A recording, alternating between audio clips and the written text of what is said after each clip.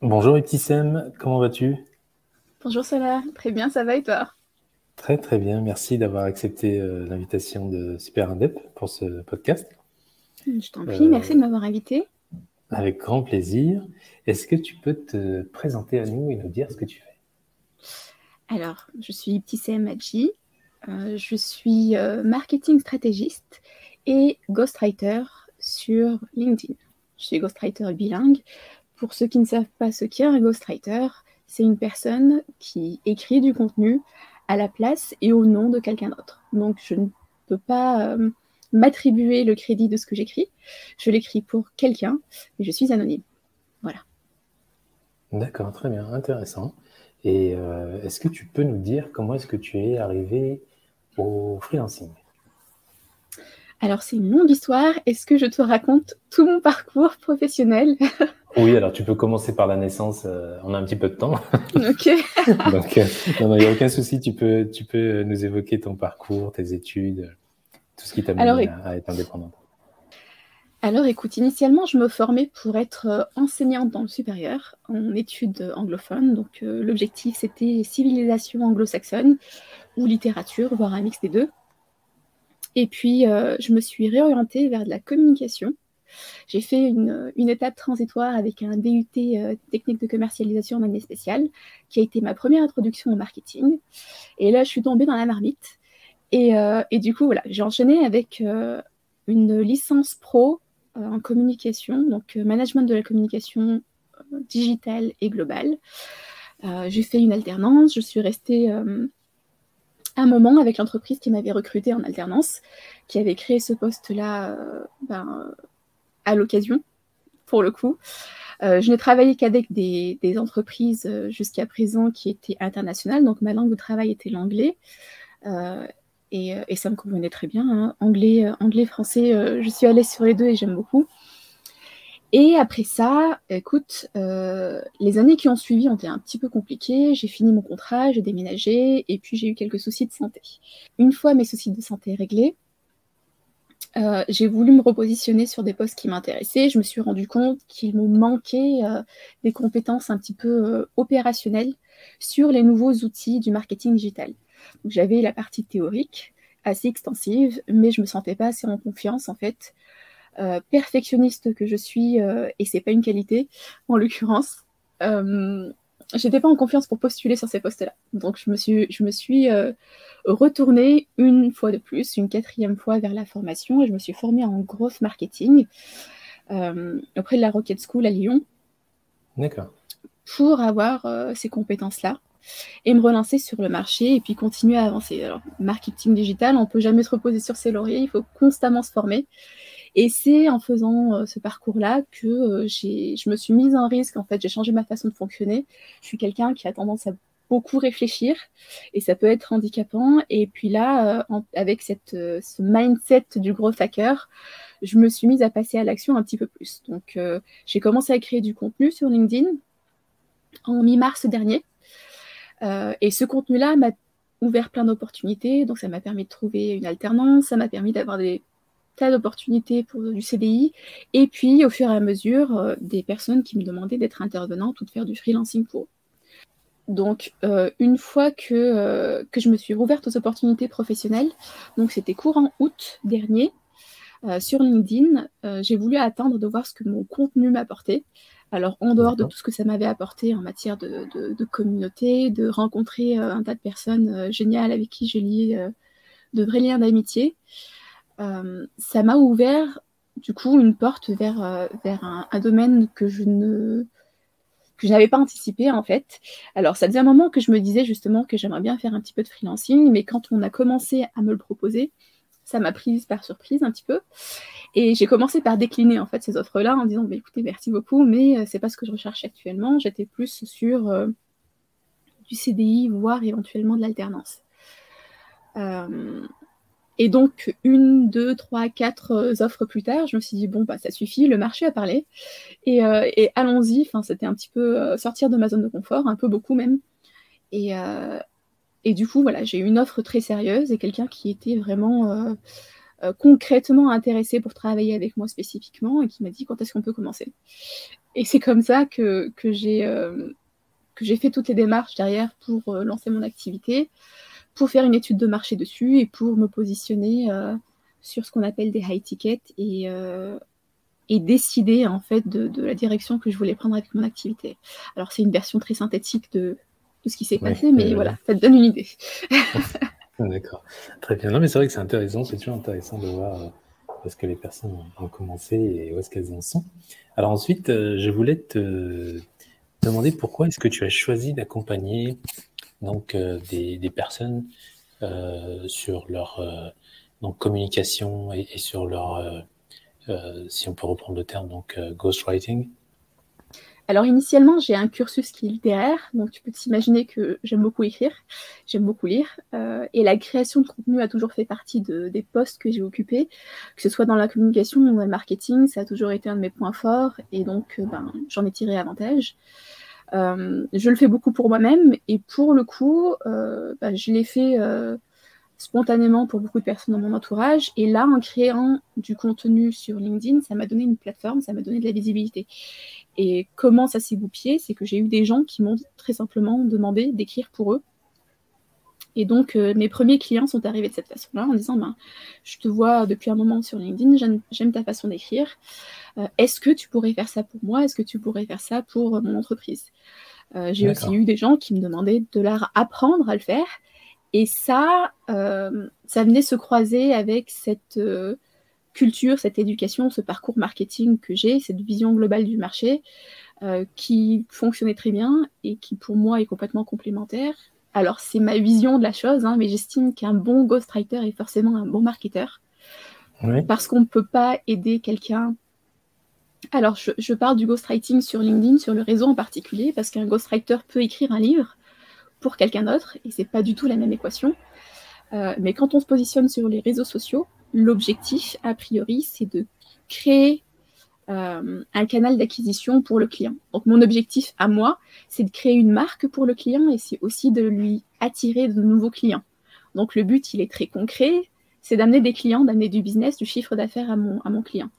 Et je serais incapable de faire ça si j'avais pas une compréhension avancée du marché, du fonctionnement du marketing, des techniques, des stratégies de séduction, si je puis dire, sur les réseaux sociaux, du langage utilisé, mais aussi du domaine de compétences de mon client, de ses clients à lui. Enfin, c'est vraiment très complet comme prestation au final. Et je pense que c'est cette partie-là de l'iceberg qui est invisible pour beaucoup de gens sur LinkedIn et de façon générale sur ce métier-là, c'est que il faut faire du marketing pour faire du ghostwriting. C'est difficile de faire l'un sans l'autre et je pense que c'est même impossible de bien le faire si on n'a pas ces deux angles-là. Donc c'est comme ça que j'ai commencé à le faire pour des clients. Et c'est ce qui m'intéressait justement, c'était le fait que ça mêle totalement l'écriture et la stratégie marketing et de communication en un seul métier qui est une niche au final, mais au sein de cette niche-là, on a plein de différentes façons d'exercer le métier. D'accord, très bien. Oui, ça reste intéressant parce que c'est vrai qu'il faut quand même creuser, j'imagine, concernant les détails de chaque métier, par exemple, pour pouvoir produire un contenu qui reste attractif. C'est ça. Pour moi, l'étape préliminaire, elle est très importante quand je prends un client sur l'onboarding. J'ai un nombre de sessions prédéfinies à l'avance, donc quasiment un mois de sessions. En général, ça dépend des clients, ça dépend du domaine d'expertise, mais surtout si c'est un domaine technique. J'ai 4 sessions qui sont prévues pour prendre en main leur domaine de compétences, vraiment découvrir ce que c'est, comprendre techniquement comment ça fonctionne, qui sont leurs clients, quel est leur marché, quel est leur positionnement, et puis derrière, d'établir une stratégie éditoriale avec eux, de me familiariser aussi avec leur langage, avec leur vocabulaire, leur ton, ce qui résonne avec leur audience, et puis d'établir un calendrier éditorial sur lequel on va pouvoir se positionner une fois qu'on va commencer à écrire.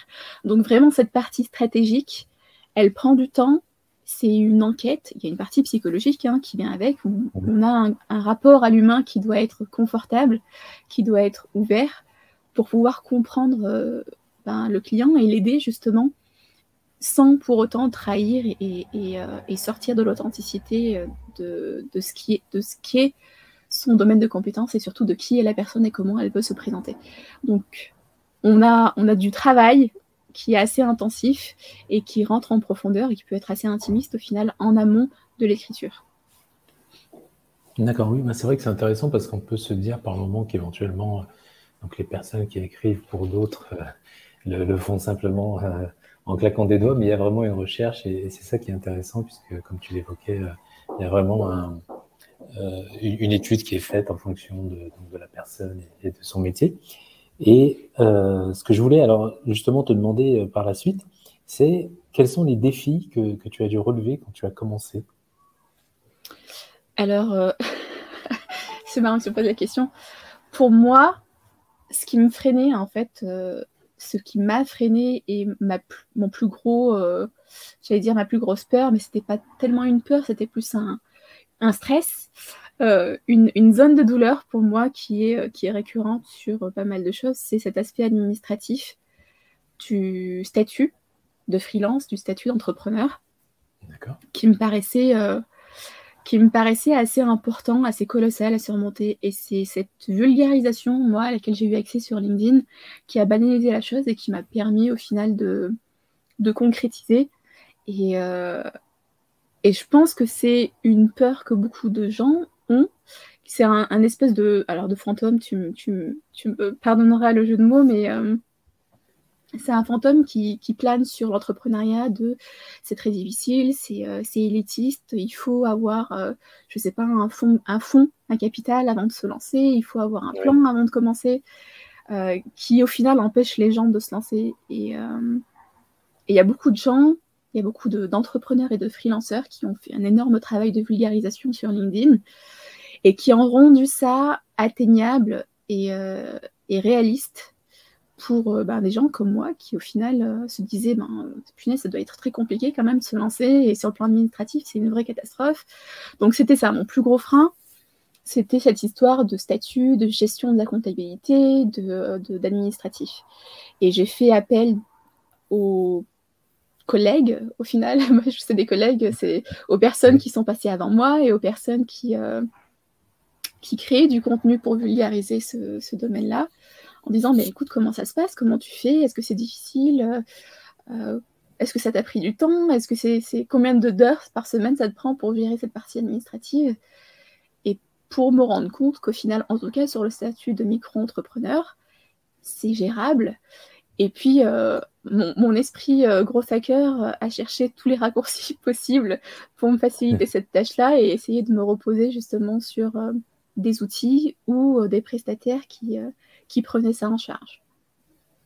D'accord. Merci pour ce retour. C'est vrai que ça revient souvent, le fait que les personnes ont un petit peu peur de se lancer parce que elles pensent qu'elles vont faire face à un tsunami administratif.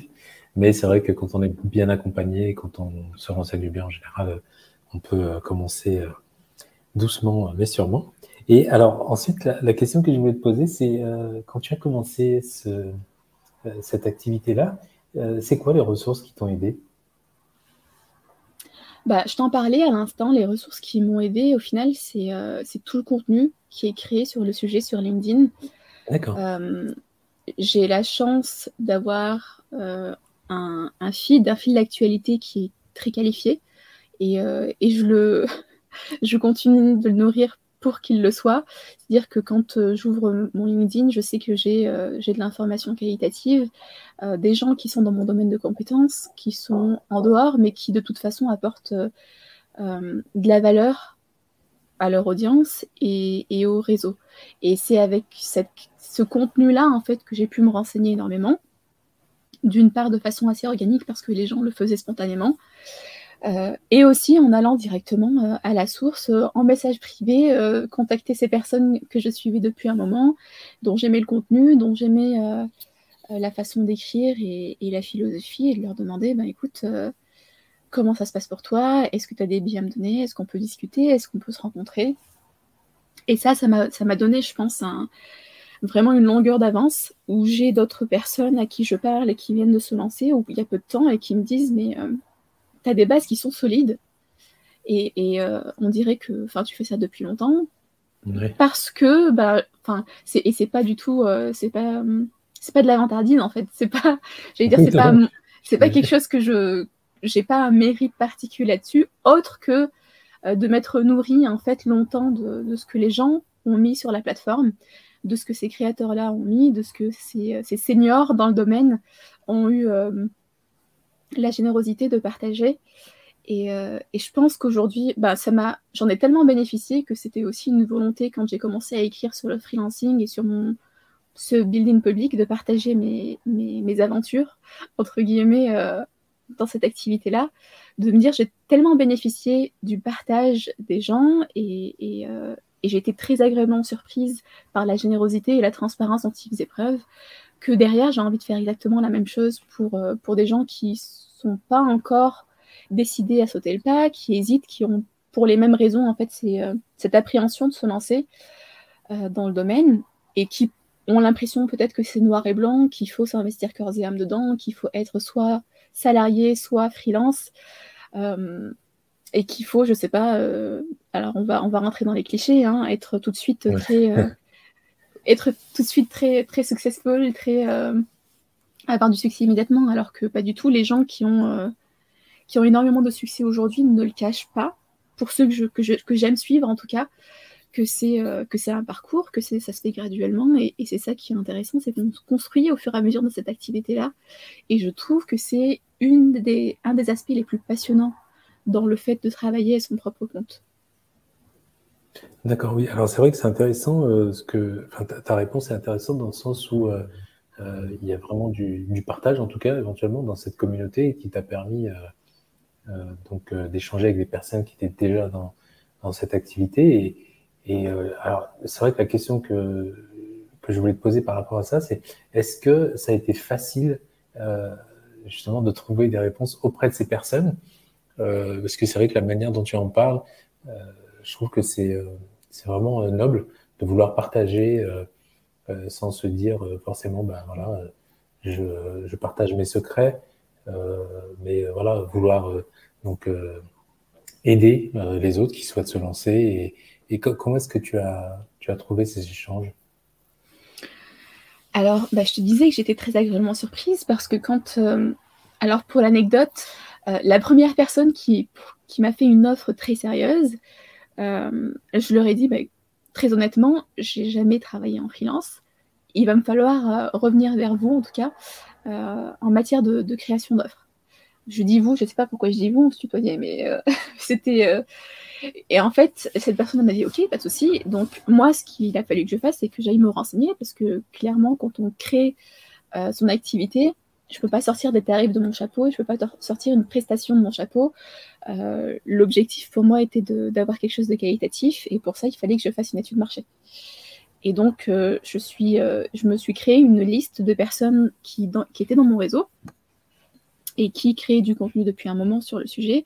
Et donc, je leur ai envoyé à tous un message privé en disant, écoute, j'ai de la demande entrante, donc je pense à créer mon activité. Est-ce que tu pourrais me partager comment tu crées tes offres, comment tu les as créées, comment est-ce que tu fonctionnes sur tes prestations et tes tarifs éventuellement. Et puis si tu peux pas, il n'y a pas de souci, je comprends tout à fait. En tout cas, merci beaucoup et puis à bientôt.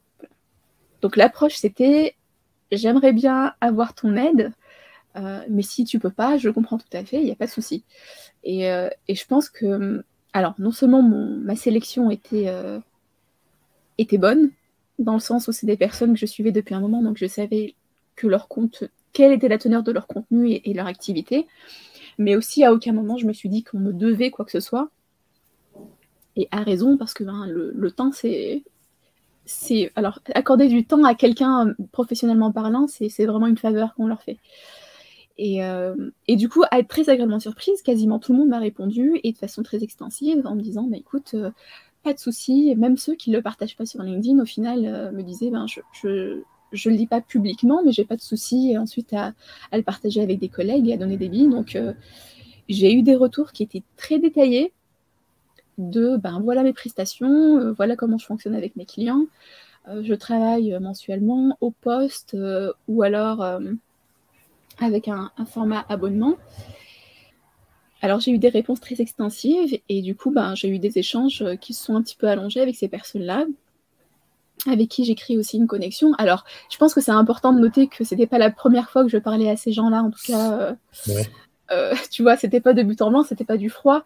C'était des gens avec qui j'échangeais régulièrement, qui me voyaient sous leur poste, avec qui, tu vois, j'avais déjà établi une connexion au moins superficielle, on va dire.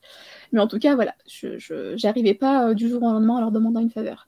En tout cas, j'ai eu beaucoup de retours et sur cette base-là, j'ai pu créer mes offres et ma prestation, y réfléchir, revenir vers la personne et dire, voilà, écoute, voilà ce que je te propose, voilà ce que j'ai pour le moment, j'ai choisi mon positionnement, j'ai choisi le type de clientèle vers laquelle je voulais aller et surtout le type de contenu que je voulais créer. J'allais dire, c'est éliminatoire et c'est ce qu'on veut. On pourra en parler un petit peu plus précisément si tu veux, mais voilà, grosso modo, comment ça s'est déroulé. Et voilà, je m'arrête là parce que je peux en parler pendant des heures, mais tu me dis. Non, mais c'est intéressant de voir que justement, tu as eu la possibilité d'échanger avec des personnes qui étaient prêtes à partager comment dire, leur connaissance du métier, de leur activité avant de te lancer.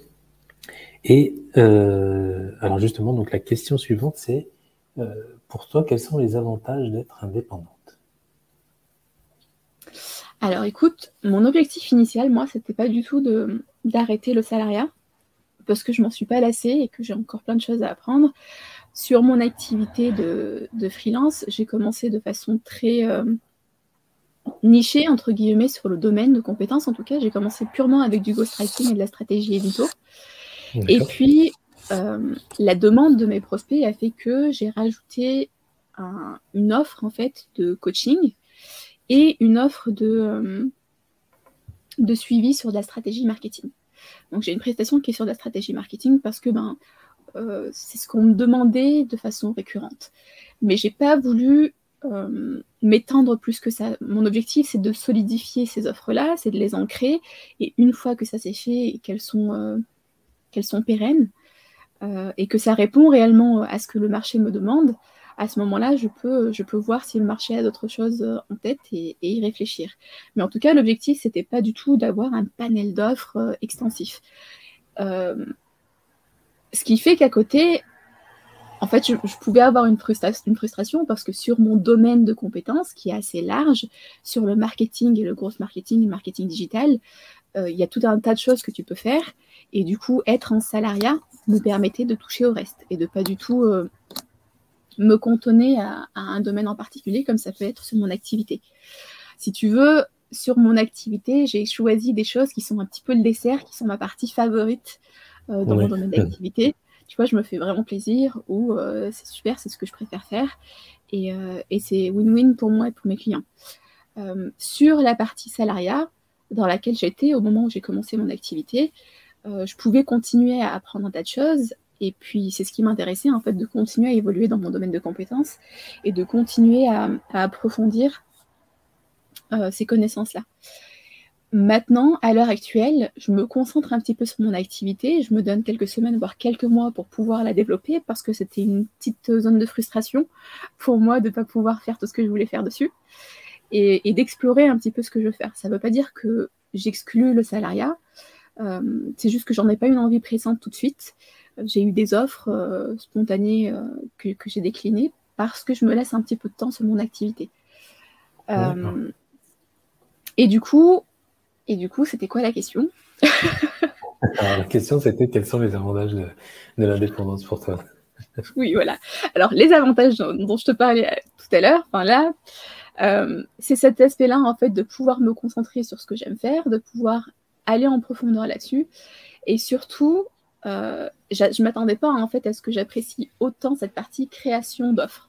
La façon dont j'ai fonctionné sur mon activité, c'est que mes prospects me demandaient de façon récurrente une prestation. Donc, je la teste, je la crée, je la teste sur le marché suite à cette demande-là. Donc, c'est un product market fit qui est un peu inversé. C'est-à-dire que c'est vraiment le marché qui m'en parle avant que je la crée. Donc, je sais déjà qu'il y a une demande qui est pertinente et qui existe, qui est concrète. Et une fois que ça a été testé et que c'est réussi, je peux en faire une offre sur étagère, donc c'est une offre permanente. Donc je ne crée pas une offre de façon artificielle parce que j'ai envie de la faire, pour ensuite aller vérifier que le marché en a besoin ou pas. Donc ça me permettait, moi, voilà, d'être efficace et particulier et spécifique, pardon. Du coup, cette partie-là, je trouve que c'est un avantage que tu n'as vraiment pas dans le salariat, de pouvoir créer tes propres offres. Et aussi, alors c'est pas un petit avantage pour le coup, c'est sélectionner les personnes avec qui tu veux travailler. Ouais. C'est pas négligeable, hein, c'est un luxe, je pense, de pouvoir, et c'est aussi un confort que tu peux avoir quand tu es initialement en salariat et en entrepreneuriat, c'est que tu n'as pas cette urgence, tu ne dépends pas financièrement de ton activité perso, et du coup tu peux te permettre de sélectionner les gens avec qui tu veux travailler. Ça peut être sur la base des missions qui te plaisent, ça peut être aussi sur la base d'une éthique professionnelle, et puis aussi d'une entente humaine. Quand tu parles aux gens et que ça clique, forcément tu bosses beaucoup mieux avec eux. Pour moi, c'était un mélange de tout ça, et puis c'était aussi une histoire de positionnement, où mon objectif à moi était de créer du contenu qualitatif, du contenu dense, et pas forcément de la quantité. Et donc là-dessus, il y a un tri qui s'effectue, parce que tu as des gens qui, et c'est un choix qui est légitime, hein, qui préfèrent créer de la quantité en matière de visibilité.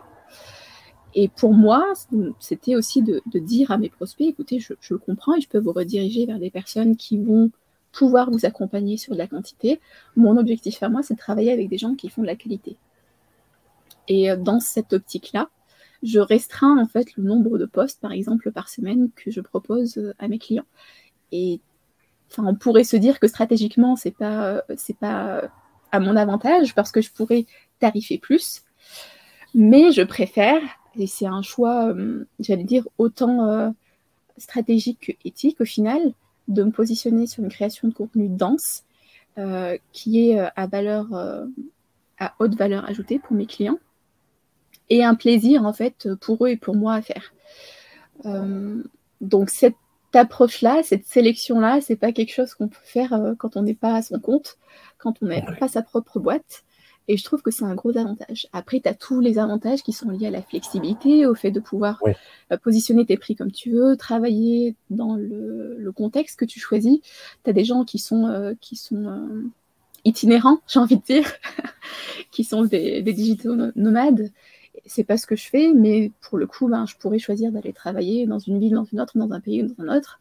Et c'est un avantage, en fait, de pouvoir aussi travailler avec des gens qui sont partout en France, voire à l'étranger, qui est aussi un objectif pour moi, que j'ai fait à un moment donné, parce que j'avais des clients qui me contactaient et qui me parlaient d'un autre continent, mais c'est quelque chose que c'est difficile à faire, ou en tout cas à orchestrer, quand tu as une organisation qui est hyper structurée, qui est hiérarchisée et tout ça. Donc je pense que la liste d'avantages en matière de freelancing et d'entrepreneuriat, elle est longue.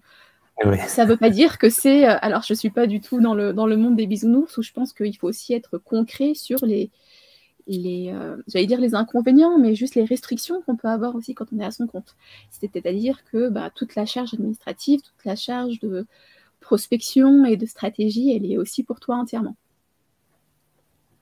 D'accord, non, mais c'est vrai que c'est très très intéressant, notamment le point de pouvoir choisir en fait avec qui on travaille. Ça, c'est quelque chose qui revient souvent. Alors ensuite, ce que je voulais te demander, c'était pour toi, quelle est la pire erreur que tu as commise en tant que freelance, et comment est-ce que tu as rebondi après avoir commis cette erreur? Alors je t'avoue que je pense pas en avoir commis. Et c'est pas alors c'est pas du tout oui, non mais aucun souci. C'est ce que je te disais tout à l'heure. C'est-à-dire que les personnes qui sont arrivées avant moi sur le marché, qui ont fait ce travail de vulgarisation, je pense qu'elles m'ont donné une longueur d'avance. Et que cette éducation que j'ai eue sur l'entrepreneuriat, le freelancing de façon générale, m'a permis d'éviter les écarts. Pour le moment, ça ne veut pas dire que j'en ferai pas. S'il y en a un, je dirais que c'est avant de commencer à avoir cette littérature sur le sujet, de penser que l'entrepreneuriat était réservé à une élite particulière et que c'était très difficile d'accès. Si tu me posais la question il y a quelques années, pour moi, être entrepreneur, c'était être être un bosseur acharné qui n'avait pas de vie et qui avait un capital pour commencer son activité qui était énorme, qui avait une levée de fonds, tu vois, c'était vraiment le cliché de l'entrepreneuriat élitiste. C'est simplement que je ne m'intéressais pas à ce moment donné à l'entrepreneuriat et que je ne savais pas en fait en quoi ça consistait et les différents types d'entrepreneuriat qui étaient possibles. Donc je dirais que l'erreur que j'ai faite, c'est penser que c'était très difficile, que c'était exclusif, qu'il fallait un capital pour commencer. Et aussi, tout simplement, alors j'ai pas de regrets, mais disons que j'aurais pu commencer plus tôt. Et j'ai eu ce retour de pas mal d'entrepreneurs avec qui j'ai discuté, parce que moi, j'ai eu le privilège de pouvoir commencer alors que j'étais en études et alors que j'étais en salariat. Et donc, j'ai eu plein de retours de collègues qui me disaient « j'aurais bien aimé commencer moi aussi il y a 10 ans, pendant que j'étais encore en études, ou alors pendant que j'étais encore en salariat, ça m'aurait permis d'avoir de bonnes bases et de pouvoir faire le tri et d'être confortable dessus. » Donc, c'est juste ça, je pense, pour le moment. C'est pas un regret, mais en tout cas, j'ai conscience qu'il y a un avant-après éducation et exposition à ce domaine-là. Et s'il y a un conseil que je peux donner aux gens, c'est que s'il y a un domaine qui vous paraît inaccessible, commencez en fait à vous entourer de gens qui sont de ce domaine-là et en consommant en fait, dis donc en consommant du contenu et en s'entourant de personnes de ce domaine-là, tout de suite, ça devient beaucoup plus réaliste, ça devient concret. Toutes les choses qui paraissent inaccessibles, c'est simplement parce qu'on n'y est pas exposé de façon générale. Oui, c'est vrai que on a peut-être tendance aussi à se mettre des barrières et puis ne pas se plonger, ne serait-ce que quelques heures au moins dans un domaine précis qui nous interroge, sur lequel on s'interroge ou alors sur lequel on se pose des questions. C'est vrai que ça peut être éventuellement une barrière qu'on a du mal à franchir. Intéressant. Alors, la question suivante que je voulais te poser, c'est quelles sont les compétences que tu as acquises et qui ont contribué à ta réussite dans cette activité? Alors, la réussite, elle est difficile à définir. Mon activité, elle reste récente. Ce qui m'a permis, en tout cas, je pense, de me lancer, ou en tout cas d'avoir de la demande entrante. C'est ça. Alors, l'exposition, la visibilité sur les réseaux, ça c'est... si on ne sait pas que tu existes, c'est difficile de savoir ce que tu as à offrir. Ouais. Donc, je pense que la création de contenu et le fait de se créer un média, une visibilité, quel que soit le canal qu'on choisisse, ça dépend des domaines, hein. Certains sont plus adaptés à un canal qu'à un autre, mais c'est une étape qui est cruciale. Et je la recommande, peu importe qu'on ait quelque chose à offrir ou pas. Au moment où j'ai commencé à créer du contenu sur LinkedIn, j'avais pas d'activité et j'avais pas l'intention à ce moment-là d'en créer une. Mais j'avais besoin de cette visibilité-là, par exemple. Alors dans mon cas, à ce moment-là, c'était pour une recherche d'alternance. Alors je postulais activement, mais si tu veux, j'étais en plein bootcamp hyper intensif de growth hacking et je passais beaucoup de temps dans les transports aussi. Parce que j'habitais un peu loin. Mais du coup, j'ai pris le contre-pied en me disant, bon, là, je vais faire la démarche inverse et je vais attirer les gens vers mon profil plutôt que d'aller les chercher. Donc, je le recommanderais même à des lycéens. Enfin, on en voit, hein, on voit des très jeunes gens qui se mettent sur LinkedIn parce qu'ils ont compris qu'ils avaient tout intérêt à se créer une communauté avant d'en avoir besoin.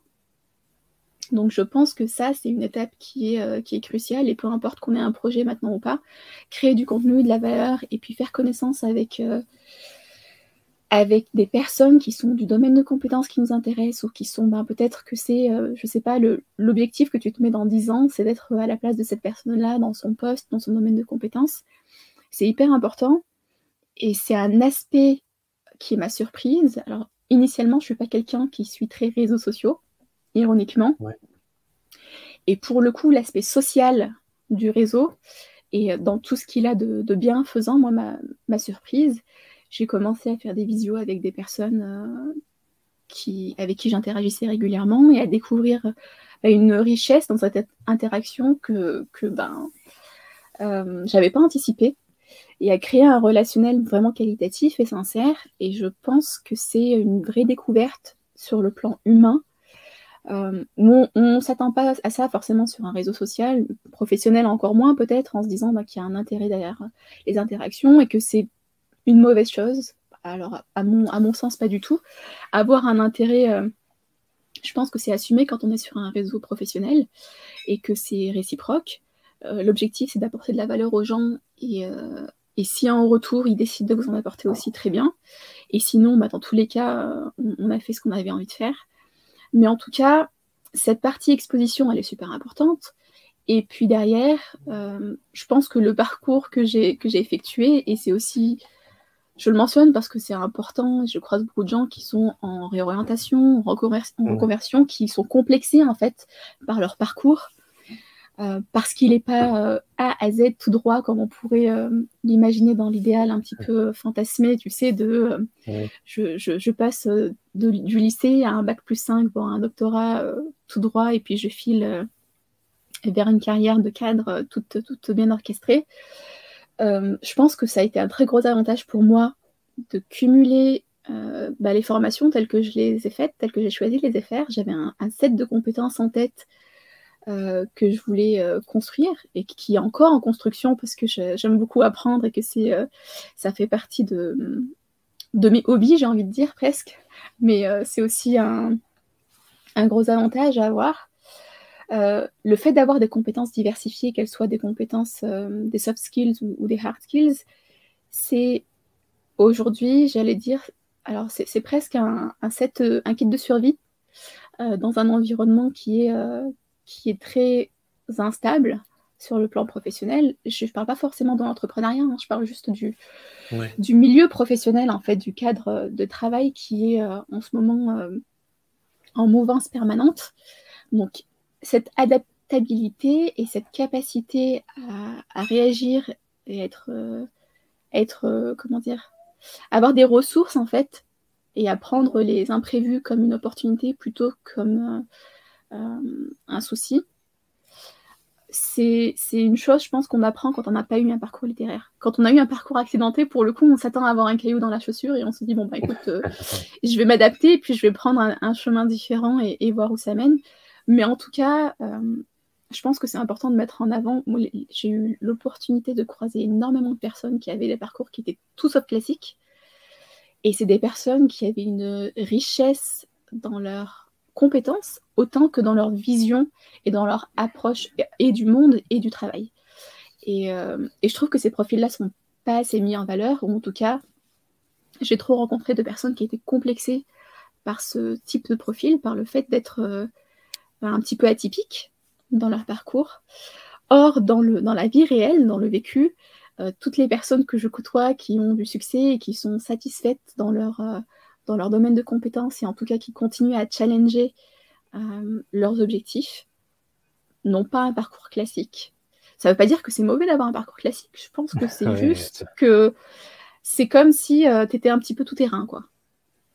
Voilà. Oui, alors c'est vrai que de toute façon, il faut s'attendre avec les épreuves de la vie aussi, ce que tu disais sur l'adaptabilité. Il faut avoir aussi cette intelligence de savoir rebondir, savoir se remettre en question par rapport aux opportunités ou par rapport à ce qu'on est en train de faire à l'instant T, à savoir que si il n'y a plus d'opportunités alors qu'on est en train de se former dans un domaine, peut-être éventuellement réfléchir à 2 fois avant de continuer et se focaliser sur éventuellement une activité ou une formation qui portera ses fruits. Et je voulais savoir si tu pouvais nous en dire un petit peu plus sur tes projets.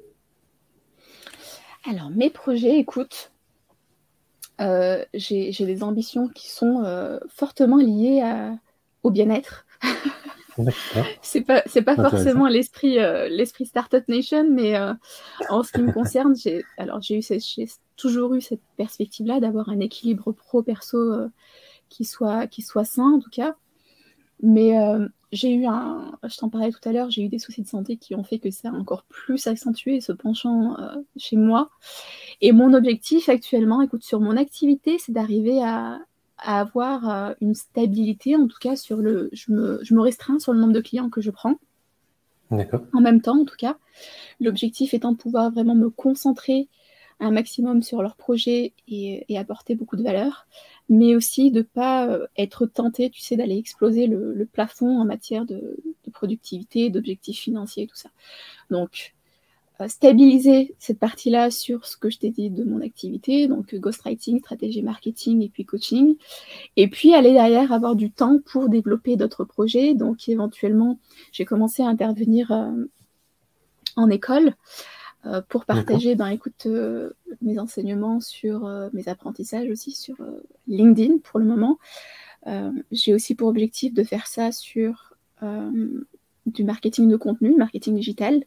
Donc, intervention en école éventuellement. Et puis, ça fait un long moment que j'ai réfléchi à un podcast.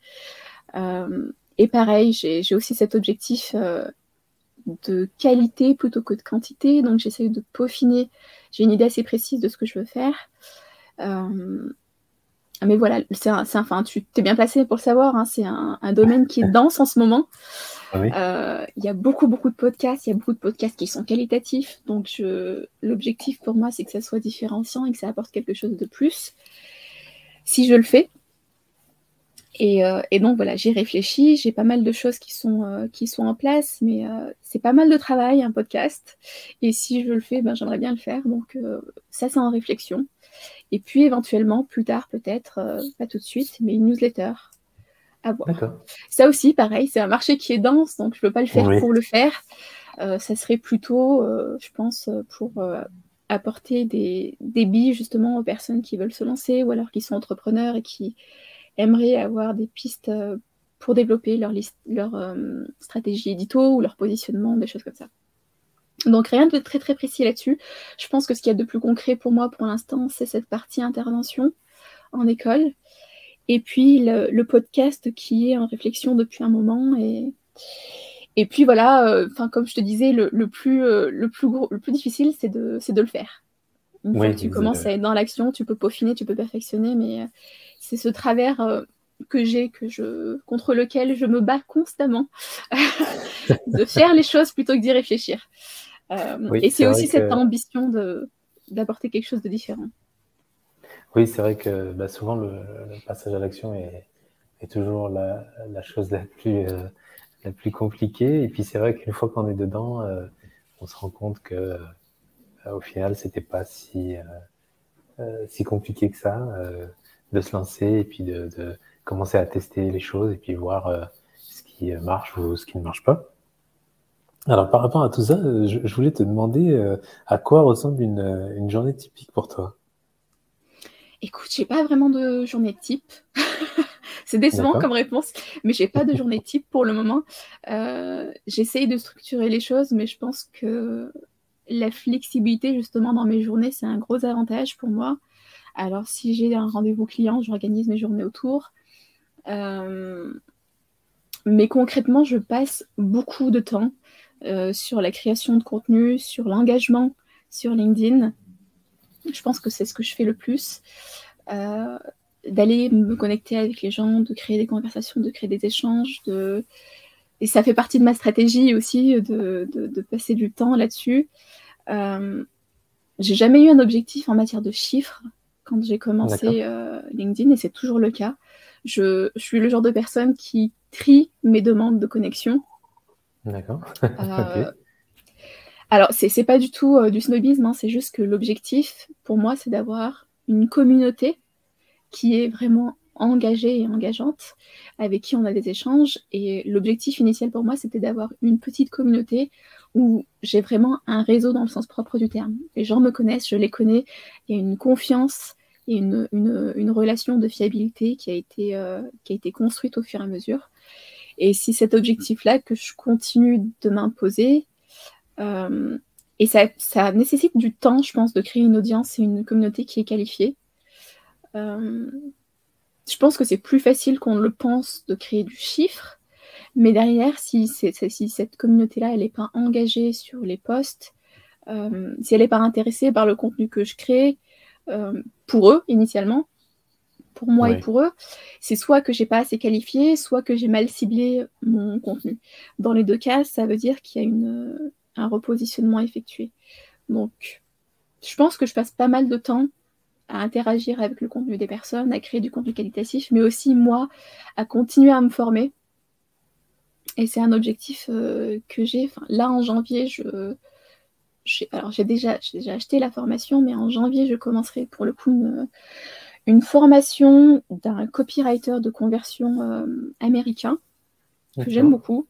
Je suis depuis un moment et c'est la première formation qui sort. Alors, je suis déjà formée en copywriting et sur les landing pages, mais je voulais spécifiquement aller suivre cette formation-là qui est sur du copywriting, pour le coup en anglais, hein, mais de conversion purement sur la landing page. Et c'est une niche particulière qui m'intéresse pour moi, pour ma propre activité. Et donc, je me restreins sur le nombre de formations que je suis parce que je suis capable d'aller les collectionner rapidement. Donc, j'essaie de m'en tenir à... J'en prends une, je la passe, je la valide et ensuite, on voit ce qui se passe après. Donc, je pense que je passe beaucoup de temps sur mes journées à me former, à aller j'allais dire, prospecter, mais en chaud. C'est-à-dire que je ne fais pas encore de prospection froide. Je crée des interactions avec les personnes qui m'intéressent et je continue à explorer. Je continue à travailler sur mes offres aussi, c'est quelque chose qui évolue en permanence, mais c'est intéressant, je reste toujours à l'écoute du marché, de ce que mes prospects me disent. Les retours, pour le coup, clients sont extrêmement précieux là-dessus, ça m'aide à voir ce que je fais de bien, est-ce qu'il peut encore évoluer. Donc voilà, pour l'instant, j'ai pas de journées qui sont hyper structurées. Je t'avoue que c'est pas non plus mon objectif de travailler à la baguette, mais ça peut être en tout cas aider en tout cas à diminuer la charge mentale de savoir exactement où on va. Pour l'instant, je suis encore en navigation et j'apprécie un petit peu. J'ai appris à apprécier et je me suis surprise à apprécier cette partie d'incertitude qu'il y a quand on a sa propre activité et où pour moi c'est de l'incertitude dans le sens où on peut choisir de l'avoir de façon bénéfique, c'est-à-dire j'ai tout un tas de bonnes choses qui peuvent venir sur le chemin et je ne sais pas encore ce que ça va être, mais ça peut être purement du positif. D'accord, on te le souhaite en tout cas. Merci. Que ce soit positif. Alors ensuite, je voulais te demander quelles sont les leçons les plus importantes que tu as apprises dans ton secteur d'activité. Alors, c'est vaste parce que j'ai mon secteur d'activité sur mon activité pro-perso d'entrepreneuriat, il est assez limité. Sur le marketing de façon générale, je pense que c'est ce que je te disais, c'est que c'est un domaine aujourd'hui où je pense qu'il y a un éveil collectif. On a compris qu'on ne pouvait faire du bon marketing qu'en continuant à se former de façon permanente. Et continue. Il y a eu, avant la tendance grosse marketing, j'en discutais hier sur un post avec quelqu'un, il y a eu un avant-après grosse marketing dans le sens où il y avait un marketing traditionnel qui était assez conservateur et qui a commencé à se figer en fait sur de la communication plutôt que sur du marketing. Et je pense que de cette stagnation est né le marketing digital, le growth marketing en gros, ce marketing de croissance qui se voulait hyper pointu, focalisé sur des outils qui permettaient une accélération de croissance avec un budget donné, avec un délai donné, et qui est venu répondre en fait à cette stagnation. Aujourd'hui, je pense qu'on est en train de transiter vers un marketing digital qui est plus inclusif et qui se dit pas différent du growth marketing en tout cas, mais je pense qu'il y a encore un petit écart qui est en train de se resserrer, mais il y a un éveil collectif de dire ok, on a compris que le digital il est indispensable et que le marketing de façon générale a plutôt intérêt à se rallier à cette cause et à cette tendance. On aura toujours des niches, on aura toujours des domaines d'expertise pointus. On a des traffic managers, on a des gens qui sont spécialisés dans l'inbound. Mais je pense que c'est cette conscience collective que, en gros, si on ne se forme pas, on n'est plus en fait dans le cercle marketing. On se retrouve très facilement. On perd vite le fil. C'est ça, on perd le fil et puis surtout on perd en pertinence et tout de suite le marché fait plus sens. Et c'est pour ça qu'on continue à faire appel à des gens qui sont experts dans leur niche. À côté de ça, je pense, il y a encore du travail à faire là-dessus, mais je pense qu'il y a aussi un éveil collectif sur la puissance du contenu.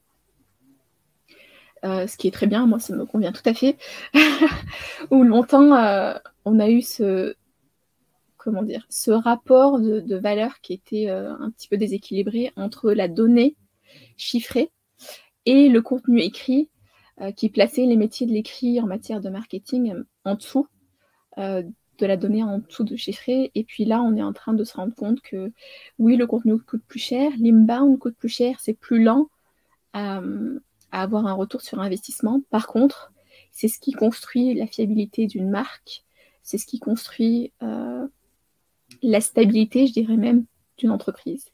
Et donc, il y a un éveil sur la valeur du contenu et l'investissement sur le long terme qu'il faut faire là-dessus. C'est pour ça que tu vois de plus en plus de profils qui sont spécialisés sur le branding, sur le positionnement, sur la création d'une identité de marque et d'une identité personnelle. Et je pense que sur le B2B, où je travaille actuellement, on a encore une certaine réserve par rapport à ça. C'est des domaines qui sont assez conservateurs initialement, qui sont assez traditionnels, qui mettent un petit peu de temps à s'ouvrir au concept parce que ce qu'ils envoient peut être une extrême, c'est-à-dire qu'on a tout un panel de positionnements possibles et l'extrême qu'ils voient leur paraît complètement... ils n'arrivent pas à s'identifier en fait. Et pour le coup, je pense que pour les personnes qui passent un petit peu plus de temps sur les réseaux sociaux et à voir la diversité qui existe dessus, ils s'ouvrent un petit peu plus au concept et au fait que, quel que soit le domaine dans lequel ils sont spécialisés, quelle que soit l'industrie, que ce soit en B2B ou en B2C, ça va être très difficile de faire l'impasse sur la création d'une identité de marque sur les réseaux, en tout cas sur les années qui suivent. Et ceux qui s'y attellent le plus rapidement ont un avantage, ils ont une longueur d'avance. Ils prennent une part du marché qui est à saisir, j'ai envie de dire, le premier arrivé, le premier servi. Et il y a des gens qui sont précurseurs là-dessus, clairement, parce qu'ils sont dans un domaine qui est conservateur et qu'ils ont envie de... C'est un retour que j'ai de pas mal de prospects, de dépoussiérer leur domaine. Et je pense que c'est super intéressant. Alors, ça peut être une frustration pour beaucoup de personnes dans les industries lourdes de se dire, ce qu'on envoie, en tout cas, n'est pas compatible avec nos clients, notre clientèle à nous, qui est conservatrice. Or, c'est juste une question de placer le curseur au bon endroit, au final. Et je pense qu'il y a un travail à faire, et c'est ce que j'entreprends, en tout cas, avec mes cibles, de vulgarisation de cette chose-là et de pédagogie, presque, en toute bienveillance. Hein, c'est pas du tout condescendant. En toute bienveillance, de montrer et de prouver qu'il est possible d'être réservé et communicant, d'être conservateur et communicant, et d'atteindre sa cible en étant humain plutôt que de se cacher derrière une image très, j'allais dire corporate, mais dans le sens synthétique du terme, où on a où la personne, on n'a pas une personne qui l'exprime au final, c'est l'entité entreprise qui s'exprime. Et ça fonctionne plus trop bien. L'image de marque, elle est très bien, mais on veut aujourd'hui acheter à quelqu'un et pas à quelque chose. Donc, avoir une égérie de marque, une égérie d'entreprise, et c'est souvent le dirigeant qui va prendre ce rôle-là, ça devient de plus en plus crucial, et c'est un pivot pour la croissance des entreprises aujourd'hui, je pense. Oui, c'est vrai que c'est intéressant ce dernier point que tu mentionnes par rapport au... alors c'est vrai que maintenant par rapport aux startups, c'est vrai que le branding, c'est un peu on va dire le CEO de la startup qui donc représente la startup, et il y a tout ce travail à faire en termes de présentation, en termes de d'idées, de ce qu'on souhaite véhiculer, etc., qui est très important. Et c'est vrai que si le CEO ne prend pas conscience en fait de cette tâche-là, ça peut être problématique parce que, comme tu le disais, en fait, on n'achète pas vraiment un objet ou un service à une entité. On veut vraiment acheter au final à une personne. Et c'est vrai que si ce travail n'est pas fait, souvent, ça peut être très problématique parce que il n'y a pas en fait une représentation en fait de la marque humaine, tout simplement. C'est ça, et puis à côté de ça, on parle souvent de en matière de positionnement de marque, les valeurs qui sont projetées par la marque sont très importantes. Si tu penses aux plus grosses entreprises, aux plus gros groupes, c'est une des premières étapes qui sont mises en place, c'est de projeter un certain nombre de valeurs, mais ça reste quand même superficiel tant qu'on n'a pas une personne en fait qui vient j'ai que le mot en anglais qui vient incarner ces valeurs. Voilà. Ouais, incarner ces valeurs. voilà. Et je pense que les startups aujourd'hui ont bien compris ça, qu'il y avait énormément de choses à faire sur le fait d'incarner une entreprise, ses valeurs et sa façon de voir les choses. Mais c'est qu'aussi, ce qui peut échapper, en tout cas aux personnes qui ont une vision presque caricaturale des réseaux sociaux, c'est qu'en matière de positionnement, il y a tout à gagner sur différents domaines, que ce soit sur la marque employeur, sur le fait d'être Ouais, attirant pour les meilleurs profils qu'il puisse y avoir sur le marché. Il y a tout à faire et je pense que c'est un domaine qui va boomer dans les mois qui vont venir. J'allais dire dans les années, mais dans les mois qui vont venir, c'est déjà le cas, ça commence. Mais c'est un domaine où il y a énormément à faire. Les entreprises, en ce moment, ont du mal à recruter, alors même qu'il y a une forte demande. Le problème, c'est que recruter, c'est bien, mais recruter les meilleures personnes sur le marché, c'est une autre histoire. Et aujourd'hui, les gens sont en recherche de sens. Et pour trouver ce sens, il faut pouvoir être exposé, en tout cas, à ce que représente l'entreprise. Ça se fait à travers pas une communication corporate, parce que on sait du coup quel est l'intérêt derrière, mais si on a une personne qui incarne réellement ses valeurs et qui trouve le moyen de donner du sens à l'entreprise dans la façon dont elle traite ses employés et dont elle les attire, et où les avantages sont concrets. On parle toujours de business, il ne s'agit pas d'être sur du...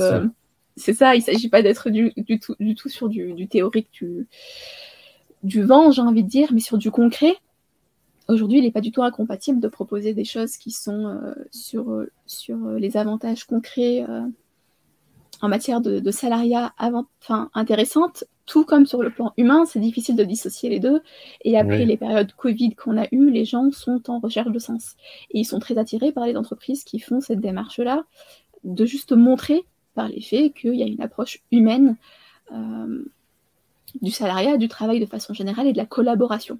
Et c'est comme ça qu'on se positionne de façon très avantageuse sur un marché, en attirant les meilleurs profils qui sont, en leur parlant régulièrement. Et c'est qu'un exemple des avantages qu'il peut y avoir à créer du contenu et avoir un positionnement stratégique là-dessus.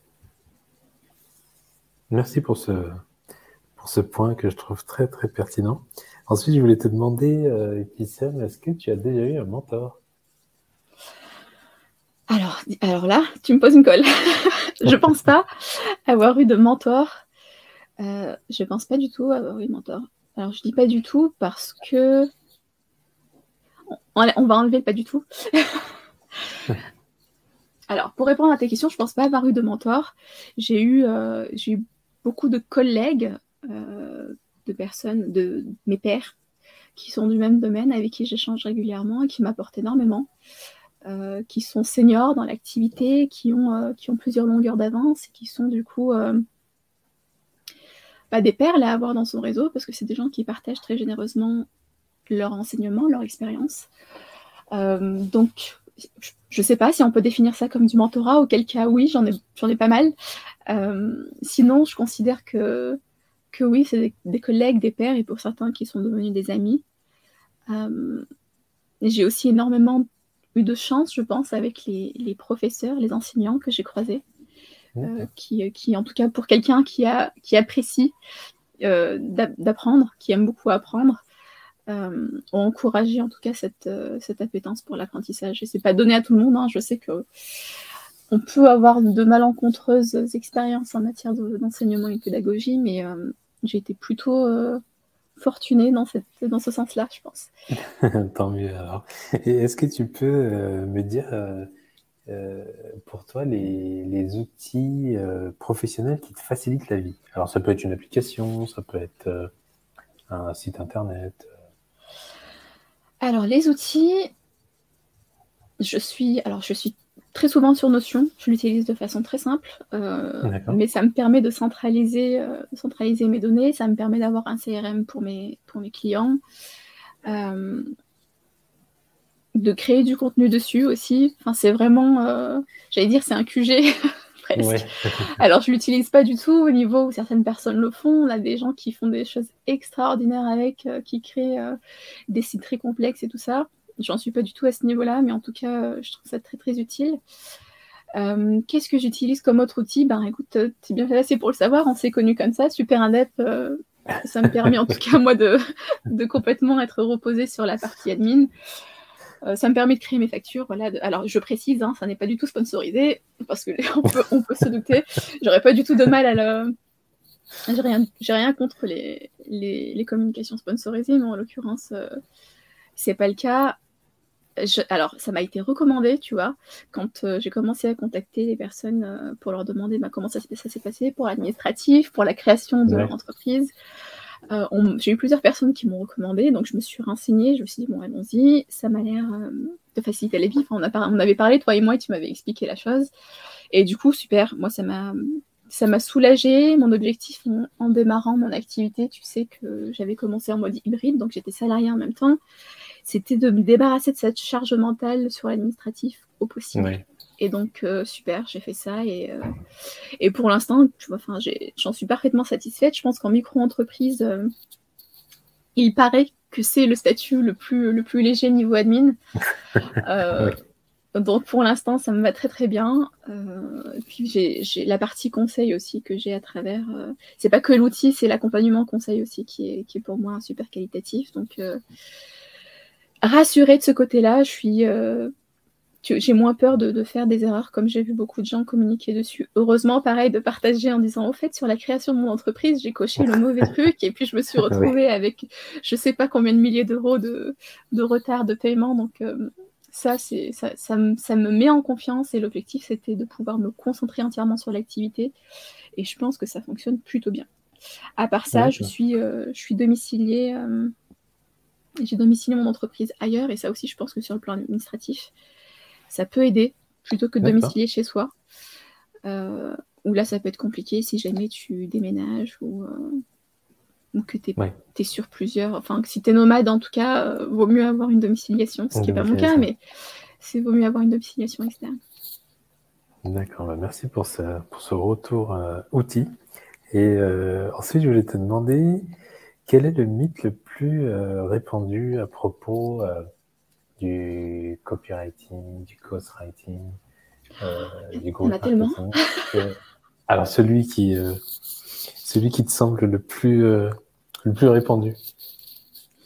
Alors, ils sont liés, je pense. Le premier, c'est qu'il suffit de savoir écrire de façon basique pour pouvoir faire ces métiers-là.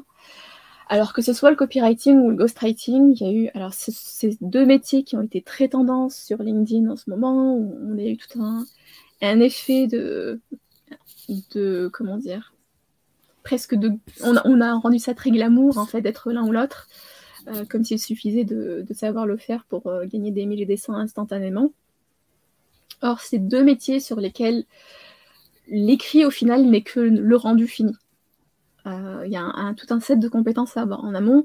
Le copywriting, c'est écrire pour vendre. Il y a un aspect très stratégique, très marketing et même sales à avoir pour maîtriser cet art-là. Et pour le ghostwriting, on peut faire du copywriting, mais ce n'est pas nécessaire. Il y a plusieurs genres d'écriture, il y a plusieurs approches de style d'écriture qu'on peut avoir. Et c'est de penser qu'il suffit en fait de savoir écrire pour le faire. Comme je te disais, il faut être à la fois marketeur et, j'ai envie de dire, presque psychologue. Il faut rentrer dans la peau de son client, il faut rentrer dans sa tête, il faut savoir adopter ses tics de langage et de vocabulaire, tout en insérant une approche stratégique à l'écrit pour convertir derrière. Donc on veut rester authentique, fidèle à l'idée et au ton du client, tout en lui apportant derrière, en convertissant, en lui apportant du chiffre d'affaires. Et c'est un set de compétences qui va tellement au-delà de la partie écrite, qui est super importante. Hein. Il faut avoir une bonne plume, et surtout une plume qui puisse s'adapter, se métamorphoser selon le client. Mais en tout cas, je pense que c'est cet a priori qui peut faire du mal aux deux professions, où on a eu à un moment donné, et je l'ai encore quand je parle à des personnes de ce que je fais, qui me disent « Ah, mais moi aussi, je sais écrire, je peux le faire. » Ouais. Je dis « Écoute, tu peux essayer. Je te recommande d'essayer pour que tu te fasses ta propre idée. » Mais c'est de se rendre compte que avoir un rendu, en fait, c'est comme si tu disais à quelqu'un, je sais pas, qui fait un dessin technique, qu'il suffit de savoir faire du dessin. Ouais. Tu supprimes la partie technique, tu supprimes la connaissance du Ouais, domaine du domaine. d'expertise en amont, et tu te restreins au fini pur. Il y a cette partie-là, et puis il y a aussi cette préconception, justement, que un ghostwriter ou un copywriter, c'est quelqu'un qui fait de la fiction. Or, pas du tout. Oui, oui, oui. Oui. Voilà, c'est une préconception, enfin un préjugé carrément, contre lequel on se bat régulièrement. De dire que, alors non, pas du tout, un ghostwriter ne fait pas de la fiction, c'est quelqu'un qui retranscrit les idées, les pensées, les objectifs de son client, et qui n'invente pas. En tout cas, un bon ghostwriter, c'est ça. C'est pas du tout quelqu'un qui va se permettre d'écrire ce qu'il a envie d'écrire parce qu'il a envie d'écrire. Donc il y a deux gros sujets là-dessus. Un, il suffit pas de savoir écrire il ne suffit pas de savoir écrire pour avoir cette expertise-là stratégique. Il faut avoir tout un tas de compétences marketing et sales, éventuellement de communicants pour le faire. Et la deuxième chose, c'est que passer par un ghostwriter ne veut pas dire se priver d'authenticité ou de ne pas pouvoir dire ce qu'on a envie de dire. En tout cas, il y a j'ai vu des dirigeants s'exprimer dessus en disant « j'arrive pas à concevoir en fait de laisser quelqu'un écrire pour moi à ma place ». Et là, le but, c'est de dire la personne ne prend pas votre place, c'est qu'elle met ses compétences à votre service.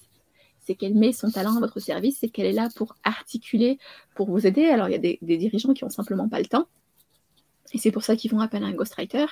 Il y a des dirigeants qui n'ont pas, j'allais dire, juste la compétence de structurer leur pensée d'une certaine façon à l'écrit. Et j'ai envie de dire, là-dessus, il y a un complexe qui est comment dire, c'est un complexe qui n'a pas lieu d'être, parce que je le répète constamment à mes prospects qui sont parfois hésitants d'admettre que l'écriture n'est pas un exercice facile pour eux. Une langue, spontanément, elle est parlée. Donc l'exercice de parler, de communiquer à l'oral, il est extrêmement naturel pour nous, en tant que personne.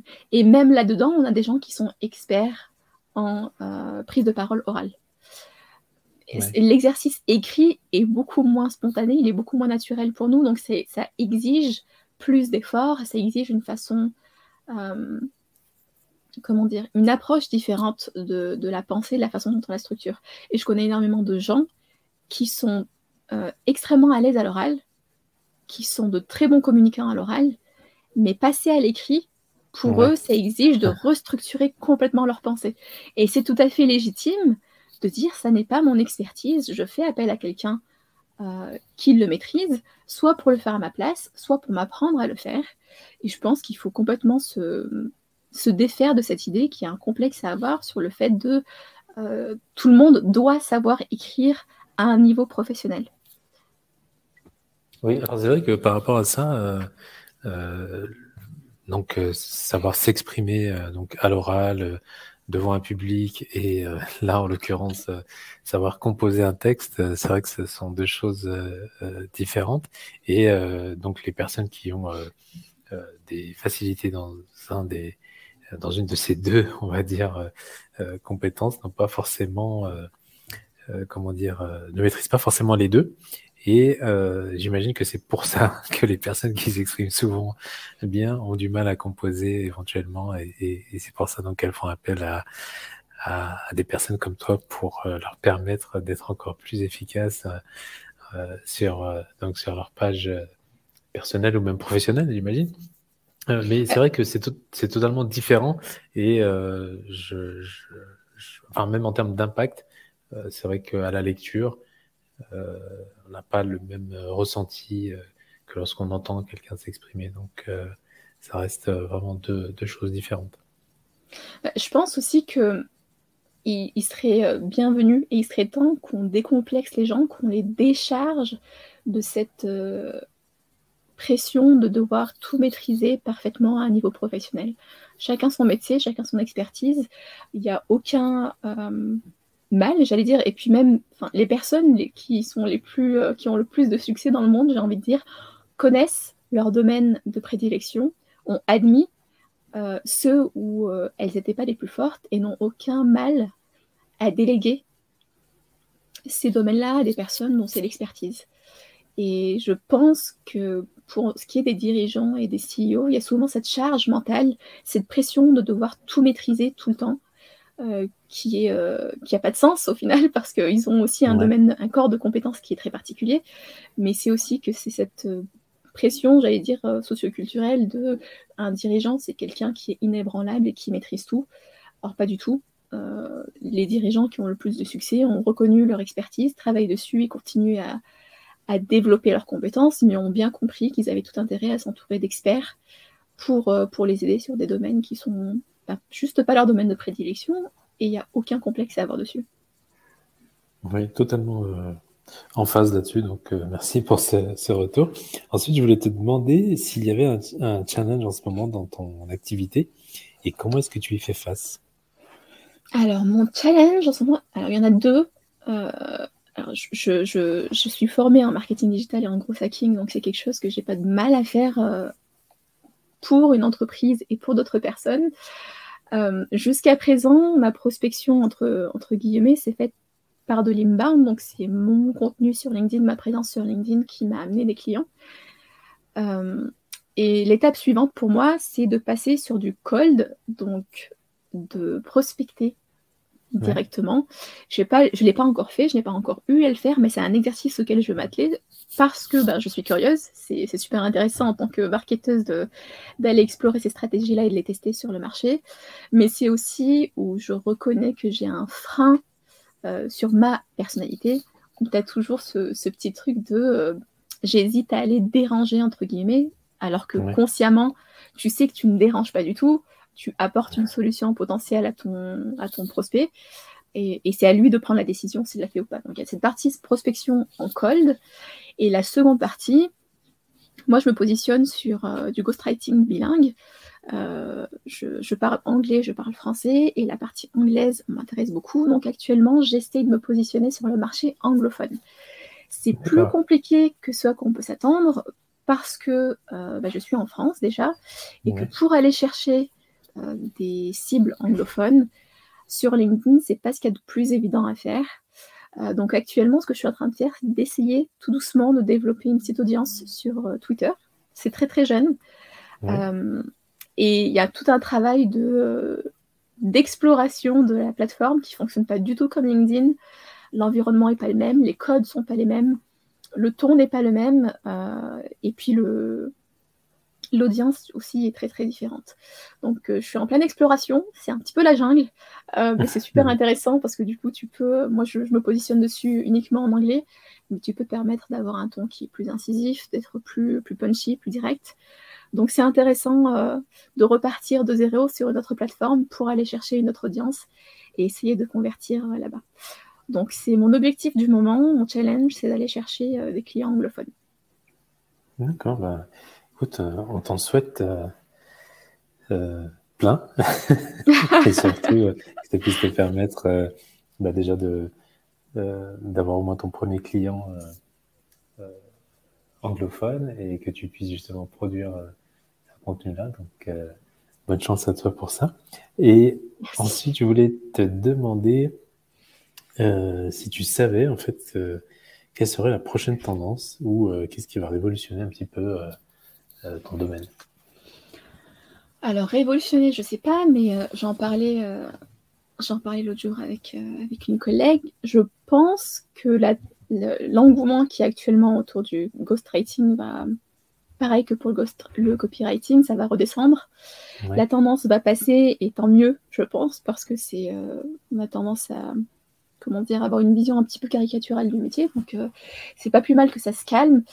Par contre, je pense qu'en matière de tendance, je t'en parlais tout à l'heure, on est en plein éveil sur la réelle valeur du contenu. Ouais. Du contenu sur les réseaux, mais pas que. Du contenu qualitatif. Et je pense qu'il y a une réévaluation qui est en train de se faire sur cette dynamique où jusqu'à présent, concrètement, hein, même sur les salaires métiers, tout ce qui était outbound était beaucoup mieux payé que tout ce qui était inbound. Donc tout ce qui est prospection en froid, prospection externe, était beaucoup plus valorisé sur les salaires que la création de contenu. Et je pense que c'est en train d'être revalorisé parce que la saturation du marché en matière de contenu fait qu'on est en train de chercher des choses qui sortent de l'ordinaire, de chercher des choses qui sont plus qualitatives. Je pense que le marché anglo-saxon, il est un petit peu en avance là-dessus. C'est en train de venir sur le marché français. Mais c'est un petit peu lent. Et je pense que le métier de ghostwriting participe à cette réévaluation, c'est qu'on se rend compte qu'il y a des gens qui sont prêts à payer très cher pour un contenu qualitatif et stratégique. Et du coup, ça fait monter le marché entier, ça le tire vers le haut. On réévalue les métiers de l'écrit qui ont toujours été un petit peu sous-estimés, alors même qu'on est conscient de leur nécessité. Mais pour le coup, on est en train de se rendre compte qu'avoir une plume stratège à son service, c'est un énorme avantage sur le marché. Donc ça, c'est génial. Et je peux qu'espérer que ça avance dans cette direction-là. L'autre tendance dans le monde du marketing, cette fois-ci, et je pense qu'on est déjà dedans, mais ça va aller crescendo, c'est le co-marketing, c'est le marketing de partenariat, c'est le fait de plus voir ses concurrents comme quelqu'un à battre, mais plutôt comme quelqu'un avec qui on va pouvoir se positionner sur des domaines en commun et se partager une audience plutôt que de se disputer dessus. Je recommande le livre blanc que Caroline Mignot a créé avec HubSpot sur le sujet, qui est hyper instructif pour les personnes que ça peut intéresser. Et moi, j'aime beaucoup cette approche-là du terme concurrence, qui est d'avoir des partenaires potentiels, des personnes avec qui on peut co-créer plein de choses et s'entraider et partager un tas de connaissances plutôt que comme des personnes avec qui on va en tout cas, on va s'amuser à tacler fourbement comme ça a pu être... ça peut être une image de par le passé. Donc, pareil, il y a des débats en ce moment sur le sujet où on reconnaît l'existence de la concurrence. C'est une bonne chose, je pense, pour le marché. C'est une très bonne chose d'avoir de la concurrence. Ça prouve que le marché est pertinent, que la demande existe et qu'elle a été vérifiée. Et ça permet aussi de se challenger régulièrement, d'avoir d'autres personnes à qui comparer son expertise et la faire avancer. Mais c'est surtout qu'on est passé de cette dynamique hyper toxique à quelque chose qui est hyper bienfaisant. Je te le disais, concrètement, toutes les personnes que j'ai contactées pour demander leurs conseils et le partage sur la création d'offres et le business sont virtuellement des concurrents aujourd'hui, et ils l'étaient à ce moment donné. Mais il n'y en a aucun, en tout cas dans les personnes qui m'ont répondu, qui s'est braqué ou qui a pris cette vision de la chose, qui était totalement en mode plutôt, on est des collègues, on a tout intérêt à s'entraider et à tirer le marché vers le haut. Donc, il y a... Et je pense que ça dépend des domaines, encore une fois, mais en tout cas, dans celui où je suis et avec les personnes dont je me suis entourée, il y a une bienfaisance et il y a une approche très saine de la collaboration et de l'environnement, j'allais dire compétitif, mais dans le meilleur sens du terme. Oui. D'accord. Non, mais c'est intéressant de noter en tout cas, qu'il y a quand même cette bienveillance qui est présente et qui permet de trouver, on va dire, des personnes prêtes à aider. Et puis le point aussi que tu évoques sur la co-création, éventuellement avec des marques qui pourraient être concurrentes, mais qui s'entendraient éventuellement pour trouver comment toucher leur cible en commun. Donc, je trouve ça très, très pertinent. Alors, la dernière question, puisqu'on arrive à la fin du podcast, c'est: quelle est ta citation préférée, Tiffany? Alors, j'ai pas vraiment de citation préférée. S'il y en a une qui me parle, alors c'est une citation qui est attribuée à plein de gens différents, mais qui est pensais en tout cas être dans la philosophie bouddhiste, mais ça s'applique à tout le monde, il n'y a pas besoin d'y être, c'est le chemin et le but. Et j'ai entendu la première fois cette citation quand j'étais, je crois que c'était ma première ou ma deuxième année de fac, et c'était mon professeur de civilisation américaine qui m'avait parlé de ça, et ça m'avait beaucoup parlé parce que le fait de se rendre compte que tout ce qu'on traverse, tout ce qu'on construit en chemin vers ses objectifs, c'est limite plus important que l'objectif lui-même. Et ça aide. Je me définis comme quelqu'un qui est positif, réaliste, optimiste, réaliste. J'ai les pieds sur terre, mais je trouve qu'on a tout intérêt à se concentrer sur le positif, même dans les pires situations. Ça ne veut pas dire qu'on ne reconnaît pas les difficultés qu'on a, mais qu'on choisit consciemment de se focaliser sur tout ce que ça peut avoir de bénéfique, ou en tout cas les aspects bénéfiques de chaque situation, et que c'est ce qu'il y a de plus constructif, de plus productif à faire. Et je trouve que cette philosophie-là, en tout cas, elle est... comment dire, elle aide tout le monde à être... j'allais dire à pas se morfondre sur ses échecs, mais plutôt à les prendre réellement comme des briques qui participent à la construction de son projet, de sa personne, même de sa personnalité. Je pense que quand on a eu des événements qui sont difficiles ou compliqués dans sa vie, on comprend cette façon de voir les choses, et que c'est tout à son avantage. En fait, c'est réellement une force de concevoir les difficultés comme faisant partie de l'expérience et comme une partie qui a de la valeur dans cette expérience-là. D'accord, très, très intéressant comme vision, en fait, des choses, comme tu disais, par rapport aux épreuves éventuelles qu'on est amené à traverser. Garder en tête le but final, bien que le chemin soit semé d'embûches. Il y a de ça, et puis si tu vois toutes les personnes qui ont du succès, selon ta définition du succès, quelle qu'elle soit, il n'y aura personne qui est arrivé en haut de sa petite pyramide personnelle sans avoir tout un tas d'embûches. Et c'est ces embûches-là qui construisent les gens. J'allais dire les difficultés qui vont construire le caractère, mais c'est surtout que on se découvre aussi énormément à travers ces épreuves, bonnes ou mauvaises, et on se construit à travers elles aussi. Donc l'objectif final, il est presque accessoire, j'ai envie de dire, et c'est les transformations qu'on subit en y allant qui sont réellement la valeur majeure dans cette expérience-là. Oui, c'est vrai, c'est très, très intéressant, très philosophique. Oh, on est en pleine philosophie là, j'avoue. Je te remercie pour cette citation et puis ces précisions-là, justement, par rapport à ça. Je te remercie encore une fois d'avoir accepté notre invitation, Ibtissem. Avec plaisir. Pour ce podcast. Et puis, écoute, d'ici là, on reste en contact et je te souhaite plein de belles choses. Merci beaucoup, Salah. Merci pour cette invitation. On a pas mal papoté.